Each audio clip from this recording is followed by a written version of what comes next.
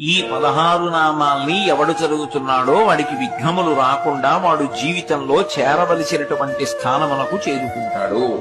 కాబట్టి మిగిలినవి చదివావా చదవలేదా నీ ఇష్టం. ఇది మాత్రం నీ కొరకు మాత్రమే కాదు, నిన్ను నమ్ముకున్న నీ కుటుంబం కోసం నువ్వు చదవాలి.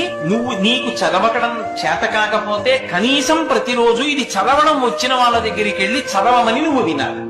చెప్పి సుముఖశ్చీ గదంతశ్చ కపిలో గజకర్ణకః లంబోదరశ్చ వికటో విఘ్నరాజో గణాధిపః ధూమకేతుర్గణాధ్యక్ష ఫాలచంద్రో గజాననః వక్రతుండ శూర్పకర్ణో హీరంబ స్కందపూర్వజః షోడశైతాని నామాని యప్పఠేత్ శృణుయాదపి విద్యారంభే వివాహే చ ప్రవేశే నిర్గమే తథా సంగ్రామే సర్వకార్యేషు విఘ్నస్తస్య నిజాయతే.